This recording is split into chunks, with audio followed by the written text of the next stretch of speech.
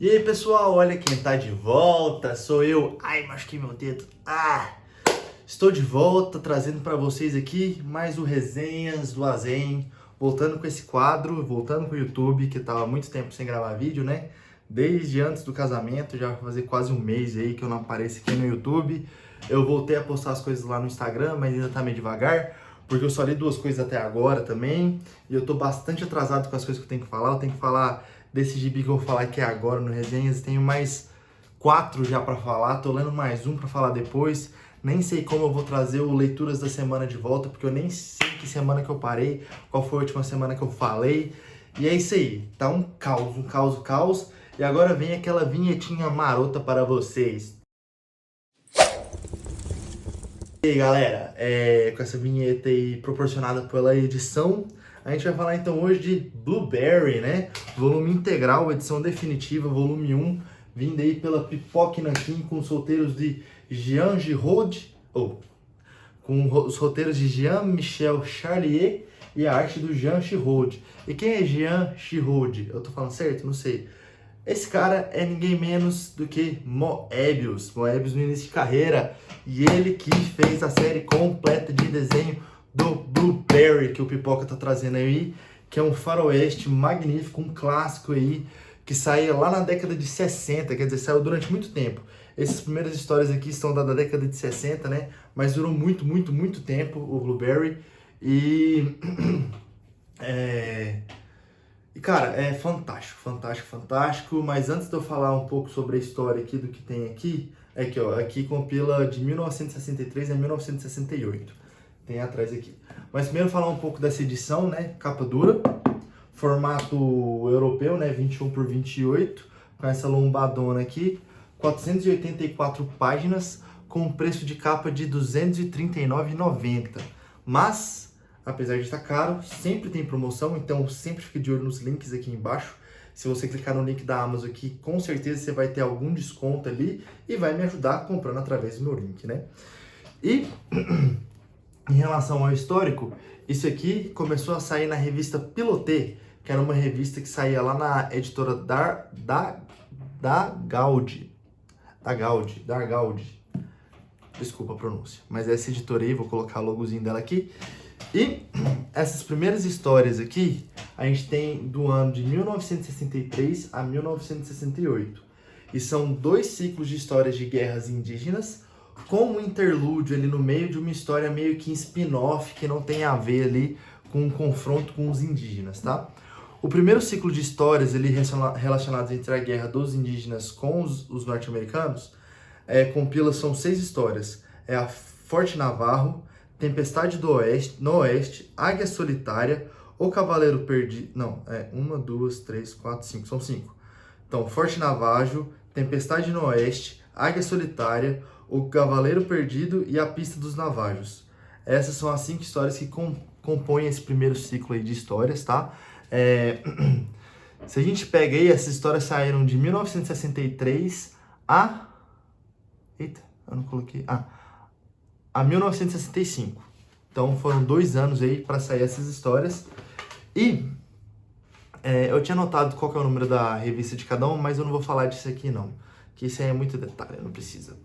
Mas então a gente pega aí essa primeira história, que é a Forte Navarro, a gente conhece então o Blueberry, e a gente conhece o colega dele de exército lá, que é o Tenente Craig, né? Enquanto eles estavam se encaminhando ali para o Forte Navarro para começar a prestar o serviço militar, eles se deparam com uma fazenda toda queimada, com seus moradores mortos e o filho da família que morava lá sequestrado. E supostamente tinha sido sequestrado pelos indígenas dos Navajos, né? Que era a tribo indígena ali da região. E no calor do momento ali, para impressionar também as mulheres, que era a filha do general lá para onde eles estavam se encaminhando, o Craig fala que vai ir atrás dos indígenas para recuperar o menino. Só que ir atrás dos indígenas, o território dele era um suicídio, né? O território deles era um suicídio, então Blueberry acaba indo atrás para tentar resgatar o Craig antes dele fazer uma bobada, né? E nesse meio tempo aí, eles acabam descobrindo que, na verdade, o sequestro da criança não foi feito pelos navarros, só que dentro do Forte Navarro, que era onde estava o exército americano, tinha um tenente, eu esqueci qual que é o cargo dele, que ele queria incentivar a guerra entre os indígenas, então ele sabota a tentativa de paz que o general do forte tenta fazer com o chefe dos navajos e incentiva ali a guerra, né? Então nessas 5 histórias a gente vai acompanhando a tentativa do Blueberry evitar que tenha um confronto ali entre os indígenas e os soldados americanos sem envolver todo o exército americano, né? Porque senão seria um confronto assim incomensurável. Mas nesse meio tempo os índios começaram a saquear, a matar o povo em retaliação ao que o exército tinha feito ali no primeiro momento na tentativa de sabotagem de paz entre os dois lados, né? Nessas histórias também a gente conhece o Crowe, que é um mestiço indígena que faz parte do exército americano, que ele também é pivotal aí em relação à história. E a gente também conhece o McClure, que é um irlandês aí, um descendente de irlandês beberrão, que acaba virando ali um sidekick do Blueberry ao longo das histórias, né? E, cara, esse primeiro ciclo de história já é fantástico, assim. Você já se sente vendo esses filmes de faroeste antigo, bem com pegada de Clint Eastwood, apesar de que o Blueberry tem um tom um pouco mais divertido, mais canastrão, assim, apesar dos momentos de seriedade e badassery dele ali, são fantásticos também. E, cara, a arte do Moebius, que ele assina como G-Rod, também é incrível, assim, tipo, o cara no começo de carreira, novinho de tudo, já mandava bem pra caralho na arte que ele fazia, desculpa pelo palavrão, ai Cristo, mas ele mandava muito, muito bem na arte, tem bastante texto de apoio aqui, entre algumas histórias ou outras, que vai contando toda essa narrativa em relação à criação do Blueberry, e você vê que realmente o Charlie ele apostou tudo no Moebius no começo de carreira, porque ele não era tão conhecido ainda, só que ele teve uma aprovação muito forte do Gir não, como é que é o nome do cara? Que era o que, na verdade, o Charlie queria que fizesse a história, mas o cara tava bastante ocupado. Deixa eu achar como é que é o nome dele aqui, que eu esqueci. Eita, mas eu não vou conseguir achar. Mas era um outro artista aí que o Charlie queria que fosse ele, mas ele não tinha como fazer, porque ele já fazia outras Gigé.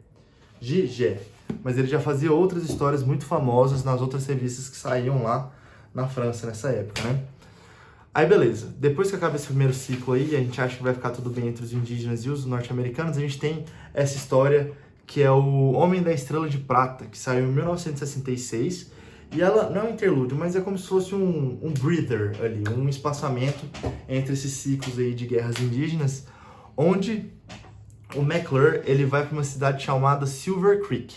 Chegando lá, ele é abordado por uns caras que são bem uma milícia mesmo, que estão botando todo mundo para correr, estão fazendo arruaça e tal, a mando de um ricaço ali da região, que tem uma fazenda perto da região, de uns irmãos, na verdade. E, inclusive, quando ele vai lá pedir ajuda pro xerife, por conta disso, ele descobre que os outros xerifes já haviam sido mortos, e esse xerife já estava sendo ameaçado de morte também, e acaba acontecendo na frente do McClure a morte desse xerife, né? A cidade meio que revoltada, ainda tendo ali um conselho da cidade, que ainda não se dobrou ali para esse cara que fica fazendo as malandragens por lá, requisita então a intervenção federal ali, né? Seria um tipo de intervenção federal, que nem acontece aqui no Brasil, seria um tipo de intervenção federal lá, onde um xerife que faz parte do exército ou de alguma organização federal vai até a cidade para ser o xerife dela, até que seja mandado algum xerife para repor ele, e o McClure, ele acaba falando assim, olha, eu conheço um cara, Blueberry, e eu acho que ele é durão o suficiente para enfrentar isso. Então ele vai até o forte, eu esqueci o forte que ele tava, mas ele vai até esse outro forte e fala pro Blueberry, e o Blueberry acaba indo pra lá, né? E, cara, é muito bom também. Esse também se tem uma pegada total, assim, de filme de faroeste, onde a gente acompanha o protagonista, o xerife mesmo da cidade, sabe? Com os duelos, com todas aquelas partes de esperteza e tal, assim. Principalmente o Blueberry, que é um cara muito esperto, ele sabe criar muita distração, sabe criar armadilha, sabe criar... Ele sabe se manter por cima de tudo. Ele é muito, muito, muito foda. Tipo assim, chega a ser até um pouco clichê você pensar, ele é um herói perfeito. É tipo isso, mas ele comete suas gafes também, mas o cara ele é muito bom mesmo. E é uma história muito boa, foi uma mudada de pacing divertida ali e que não afetou, sabe? Tipo, porque o Blueberry, pelo que eu entendo, assim, as próximas histórias ainda vai ser muito a ver com essa parte de confronto entre indígenas e os estadunidenses, né? Então, apesar dessa história não ter isso, é uma história muito boa, que te dá um alívio ali. Você conhece uma personagem nova, que é essa senhorita Marsh, que eu não sei se ela aparece mais pra frente, mas você vê que o Blueberry fica realmente mexido por ela, né? E é muito bom. E na sequência, então, a gente vai pro segundo ciclo de guerras ali, que é composto por 3 histórias: O Cavalo de Ferro, O Homem do Punho de Aço e A Pista do Sioux. Elas saíram entre 1966 até 1967, 68, por aí, tá? Como o nome da primeira história diz, O Cavalo de Ferro, essa história tem a ver com a expansão da linha ferroviária que liga o leste ao oeste dos Estados Unidos. E outra coisa que eu acho fascinante, em relação à acuricidade histórica aqui. É muito incrível. Apesar de existir o Blueberry, que é um personagem que não existiu ali, todo o resto, todo o contexto histórico por trás é muito assertivo. Então a gente vai ver essa expansão da linha ferroviária, né, por 2 empresas, que é a Union Pacific, que tem sendo organizada pelo General Dodge, então é uma coisa que faz parte do exército americano, e a Central Pacific, que é organizada por comerciantes. A Union Pacific sai do leste em direção ao oeste e a Central Pacific sai do oeste em direção ao leste. Por ter muita gente trabalhando nessas linhas de ferros e a transporte de comida ele era muito complicado das regiões povoadas para o lugar que eles estavam indo, o governo americano lançou mão de contratar para essas empreitadas aí caçadores de bisões, de búfalos, de bisões. E, nessa época, os bisões eram a fonte principal de alimento dos indígenas, principalmente os Sioux. E qual que eram os outros indígenas que tem ali na região?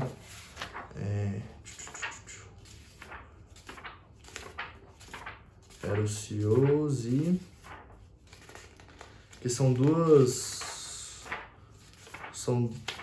tribos indígenas diferentes. Mas aqui, principalmente, a gente lida com os Sioux. Nessa primeira parte aqui da história, né? Mas são 2 tribos. Ai, Jesus, cadê a outra tribo? Carai. Eu sei que tem um mapa que mostra. Ai, Jesus.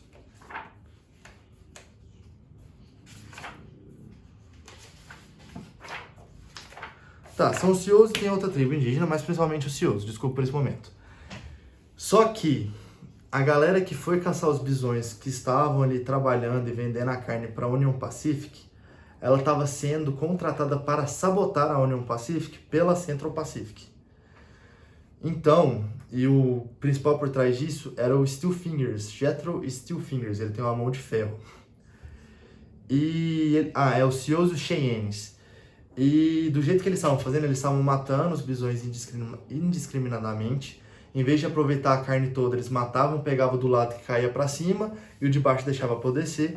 Então isso começou a causar muito atrito entre os estadunidenses e as tribos indígenas. E isso tudo era baseado em sabotagem feita pela outra empresa, junto com esses caçadores de bisões aí, né?